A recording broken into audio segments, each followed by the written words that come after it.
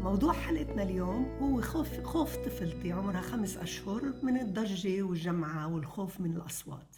مع حق، طفلة عمرها 5 أشهر، الضجة والأصوات المزعجة هذا يعني إشي مش لازم يعتاد عليه الطفل.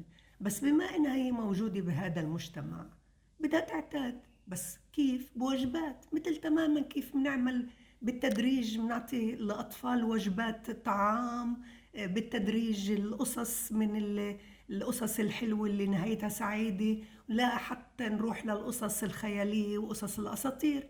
بالضبط هيك بدها تكون كمان قضية الأصوات والضجة. بتقعد شوي، بتخاف، بتحس إنه إشي مش كتير مريح لإلها، بتحمليها وبتطلع يا على ساحة يا على شرفة.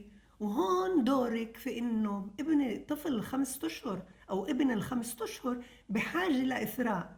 إثراء إيش؟ البيئة المحيطة إله، وبنفس الوقت مش بس البيئة المحيطة إله، كمان اللي ما يحتوي بهاي البيئة من أشكال ومن أصوات. فأنت هون دورك إسا بدك تحددي إنه أنا حاملتها، عم بمشي، عمالنا بنسمع صوت تغريد عصافير، احكي ووصفي، لأنه بدي أثري كمان لغتها. كل العملية اللي أنت عم تعمليها إسا لتبعديها عن الضجيج، قاعدة أنا بثري. ما بتشوف؟ إيش بتشوف؟ ألوان، أسماء الزهور، أسماء الأشياء اللي إحنا قاعدين وإحنا عم نتنقل عم نشوفها. عبي كل ما بتقدري بإنك توصفي كأنك بتحكي قصة.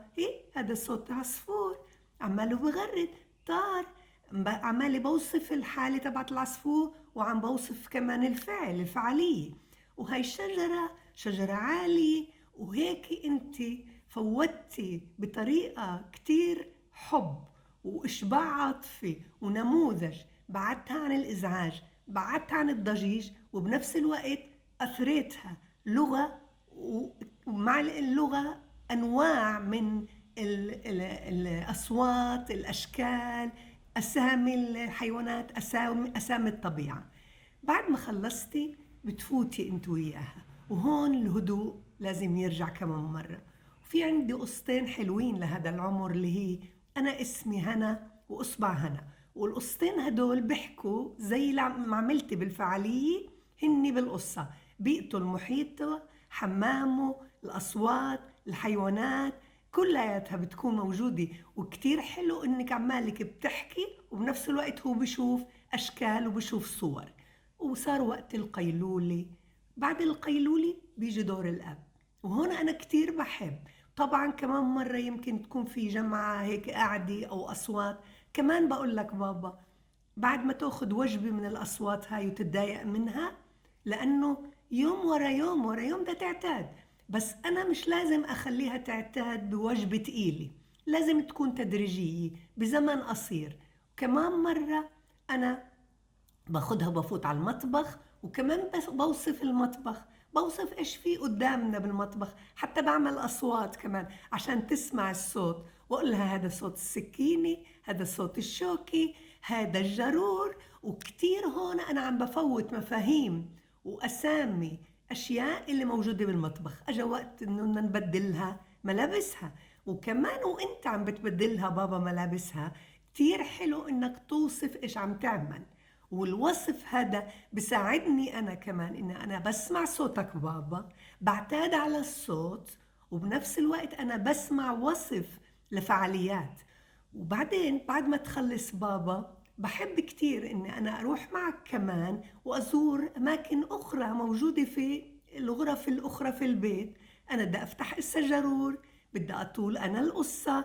كتير حلو لأمي وأبوي إنهن أسمعهن بوصفوا الفعالية اللي عم بيعملوها، وهن عم بوصفوها، بوصفوا الحاجة، الشيء اللي هن عمالهم بمسكوه أو عم بشوفوه، وحتى خدمته، يعني شو بيعملنا هذا.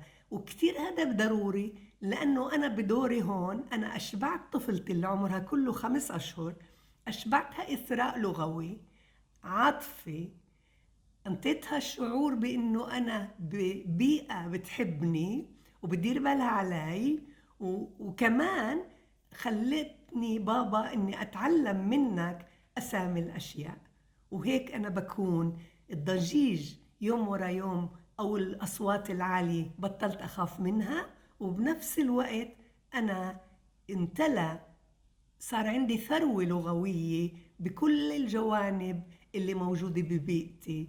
وبعدين تصبح على خير. وقصة كمان قبل النوم، وما فيش مانع إن أعيد قصة إصبع هنا أو اسم هنا لأنها مناسبة لعمري. بحب إنكم تكتبوا لي تعليقاتكم عن أي مواضيع حبيتوا أكتر، إيش بدكم نتوسع عن، إيش بدكم أحكي أكتر. وبحب إنكم تشاركوني لأنه في كتير مواضيع في التربية أنا حكيت عنها رح تشوفوها على الشاشة. أنا عندي ماما ما بتقول